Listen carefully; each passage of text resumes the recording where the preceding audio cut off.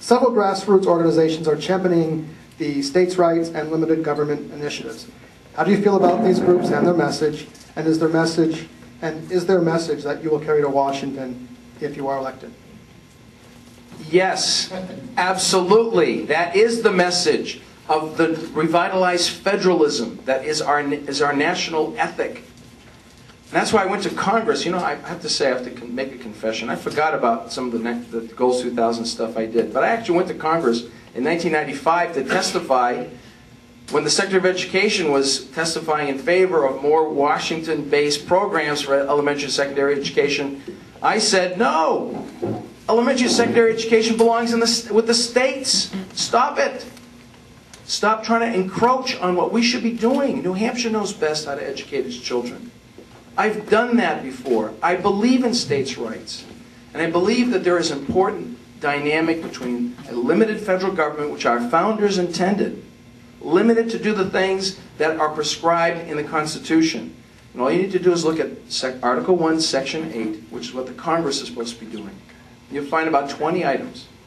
Walter Williams, the economist, did an analysis of the federal budget, and he concluded that 3/4 of the federal budget is paying for programs that are not provided for in the Constitution. And we need to talk to our neighbors and friends about the fact that we need to realign what powers and authority is vested in Washington and take it back, bring it back to a federalist system that respects states' rights. Let us not forget that the 10th Amendment provides that except for those powers specifically delegated to the state, to the federal government, all power and authority is reserved to the state and the states and the people. We are the repository of all power, and we need to reclaim that from Washington for our future. Thank you. Very good. Thank you, Ralph. Ovid. Kelly, you're up next. We are becoming, unfortunately, one of the things that I see is in Washington, they're disconnected. We see it right now with the health care bill, with this push for reconciliation, a process to push a bill through that the American people don't want. So fundamentally, we should be going back to our Constitution, to local control, to people, to families, and our elected officials. We're here to represent you. And that's been lost, unfortunately, in Washington. It's like we know better than you. Well, you are the people. And whoever represents you should be listening to you, focused on the Constitution. And that is the type of service that I would like to bring if I have the privilege of serving you in the United States Senate, to listen what's on your mind. Not an attitude of, I know better than you or anyone else knows better than you. Well, I think we're all in agreement that the 10th Amendment of the Constitution has been trampled.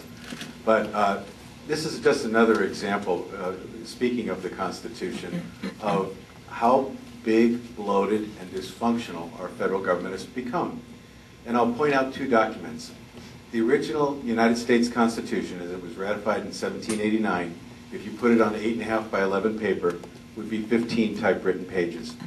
And those 15 typewritten pages incorporate the 7 articles, which define how the entire federal government would be run, and the Bill of Rights, which define the 5 freedoms.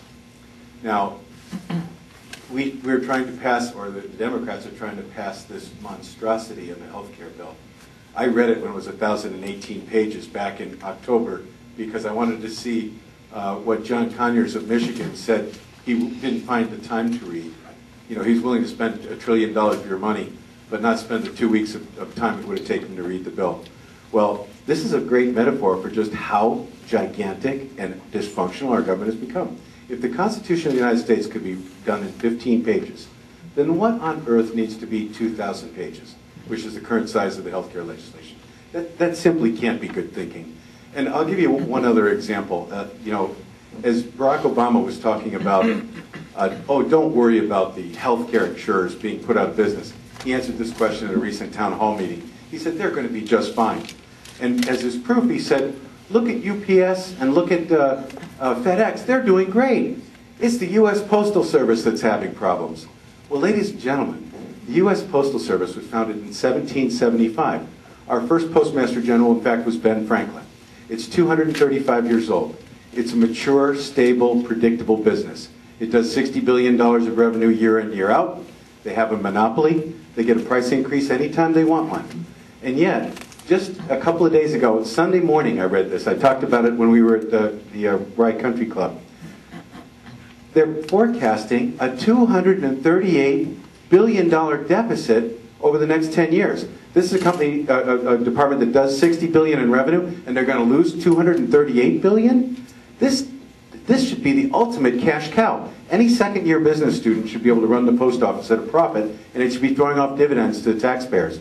But if they can't run the post office, how on earth do we think they're going to take over the automotive industry, and they're going to take over the medical insurance industry, and they're going to take over the banking industry? I mean, the government is inept at running big organizations. Everything they did in the 20th century is bankrupt. Fannie Mae, Freddie Mac, Social Security, Medicare, Medicaid. This is how we got an $88 trillion unfunded liability. We have to limit the government to doing only those things that are essential, and if they do fewer things, maybe they can do them better, and they can do them more efficiently, and they can take care of the taxpayer money. And that's one of the things that I think I can help the Congress sort out. Thank you. Thank you, Jim.